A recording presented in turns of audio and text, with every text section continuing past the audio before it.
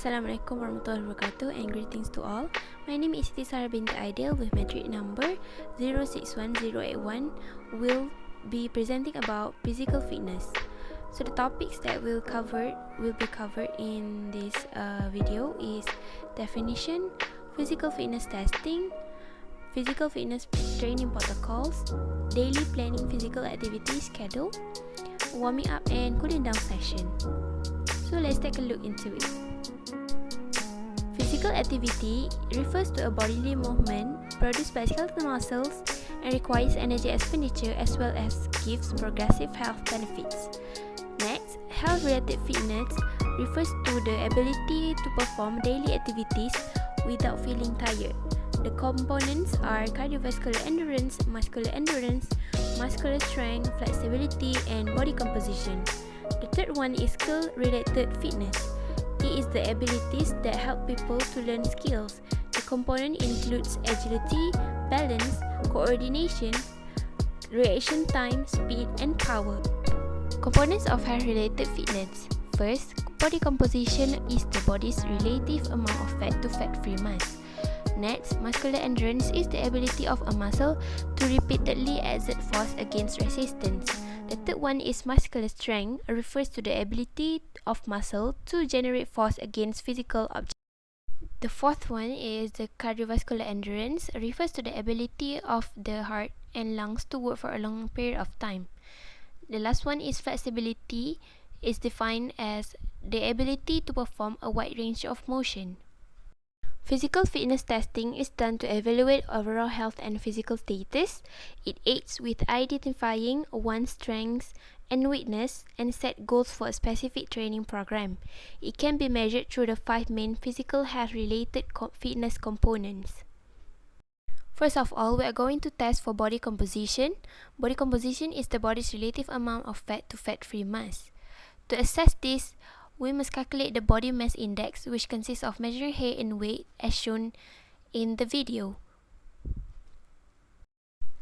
The formula for computing BMI is weight divided by height meter squared, and the classification of BMI can be divided into underweight, normal weight, overweight, obese class 1, obese class 2, and obese class 3. This is the curl-up test. The purpose of this test is to assess abdominal muscular endurance.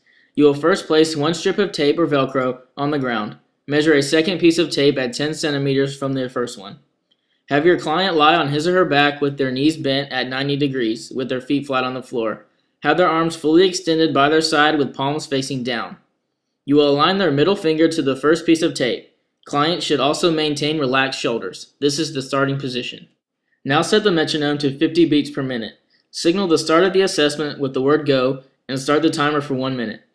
Flex the spine so the fingertips reach the second strip, then return to the starting position. Their shoulders should touch the ground. They do not need to touch their head to the ground. Repeat this for 1 minute or until the subject has attained 25 reps. The subject should breathe easily during the test. Once completed, use the norm charts to properly determine the fitness category of your client. The physical fitness test for strength is push-up strength. Strength is the ability of muscle to generate force against a physical object. To do push-up, first get down on all fours and face down in a standard push-up position. Second, straighten the arms and legs. Lower your body until the chest nearly touch the floor. For girls, knees must touch the floor. Perform as many repetitions you can in 1 minute duration.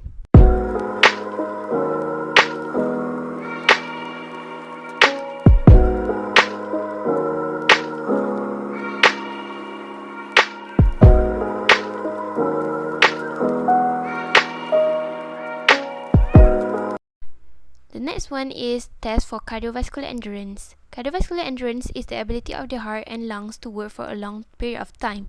Examples of cardio exercises are cycling and football. The 3-minute step test is used to measure the cardiovascular endurance. First, record resting heart rate. Second, locate the pulse on neck or wrist. Count the heart rate in 10 seconds and multiply it by 6 to get the resting heart rate. Third, stand 1 step away from the bench or step and look front. Alternate the steps with 4 beats: up with the left foot, up with the right foot, down with the left foot, down with the right foot. After 3 minutes, repeat step 2 to record the elevated heart rate.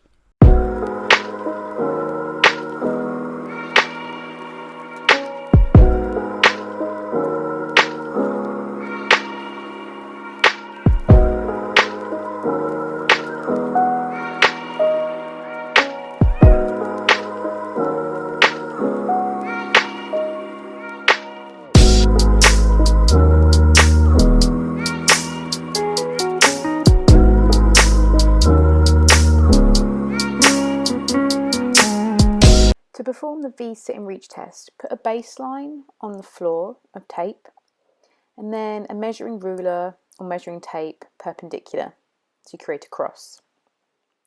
Line your feet up with the baseline, making sure that the heels are touching. And then you want them somewhere about 8 to 12 inches apart. Place one hand on top of the other, make sure the fingertips are level and that you're not reaching one way more than the other. And you get 3 practice attempts. Keeping the hands level, you lean forward, touching the measuring tape as far as you can reach, regardless of whether this is before or after the baseline. After 3 practice attempts, reach as far as you can, hold, and then measure the result. The way we score this is taking your measurement and doing it relative to the baseline. So in this case, I reach past the baseline, so I'll have a positive score of 4.5 inches. If you're behind the line, it will be a negative score. Before performing any exercises, warming up is crucial to prevent injuries and to elevate our heart rate for a better performance. So in this video, I'll show the warming up that I usually do, which is first under the neck roll, and then proceed with shoulder roll right. It is done about 50 seconds. Continue with shoulder roll left for another 50 seconds. Next up, the crossbody step kicks. It is done for 30 seconds. Next up is the leg pull right, and proceed with leg pull left. And the last one is alternating body stretch to the left and to the right for about 30 seconds. The training protocol for body composition is jogging. We can run for 30 minutes, run 10 to 13 seconds, walk around 1 to 2 minutes, and repeat for the whole duration of the run. Do this exercise for 3 to 5 days per week. Taking these breaks makes the training less stressful and minimizes the risk of injury, as it gives the muscles regular recovery time during a long run. Besides, jogging helps us to maintain a healthy weight and improve cardiovascular fitness. The training protocol for muscular endurance is squat. Ways to do squat is start by standing with your feet shoulder width apart, resting arms down at your sides. While bracing your core and keeping your chest up and at neutral, bend your knees and push your hips back as if you are going to sit in a chair.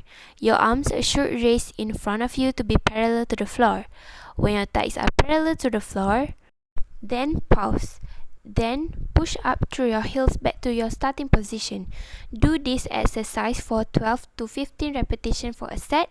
Repeat for 3 times, and it can be done 2 days in a week. The training protocol for muscular strength is wall sit. The correct way to do wall sit is first, start with your back against a wall with your feet shoulder width and about 2 feet from the wall. Slowly slide your back down the wall until your thighs are parallel to the ground. Adjust your feet so your knees are directly above your ankles. Keep your back flat against the wall. Hold this position for 15 to 13 seconds. Slide slowly back up to the wall to a standing position. Increase your hold time by 5 seconds as you increase your strength. The training protocol for flexibility is forward lunges. How to do forward lunges? Stand up straight with your feet shoulder width apart. Your hands can stay by the side of your body or on your hips. Step forward with your right leg, putting the weight into your heel. Bend the right knee, lowering down so that it is parallel to the floor in a lunge position. Pause for a bit. Without moving the right leg, move your left foot forward, repeating the same movement on the left leg. Pause as your left leg is parallel to the floor in a lunge position. Repeat this movement for 10 to 12 repetitions on each leg. Do this exercise for 2 sets and rest 20 seconds in between sets. This exercise can be done 1 to 2 days per week. The last one is the training protocol for cardiovascular endurance, which is brisk walking. The correct method to brisk walk is keeping your back straight, heads up, swing arms at the side at 90 degrees and walking as usual. Brisk walking is great as it provides better lung health and reduce joint pain. This exercise can be done for 3 to 5 days a week with 13-minute durations. After performing any exercises or workout, it is important to cool down. The cool down I did is first neck and shoulder roll, and then arm stretch right, and proceed with arm stretch left,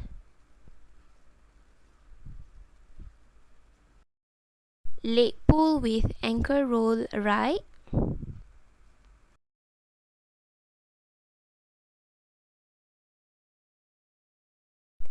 and the last one is leg pull with ankle roll left.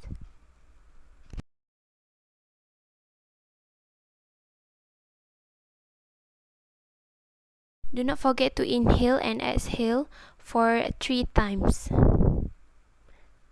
You can take a deep breath for the last one, like I did in this video. And this is the daily planning physical activity schedule that I designed.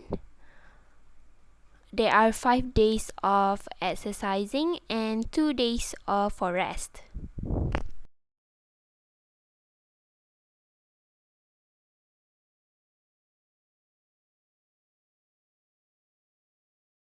That's all from me. Thank you.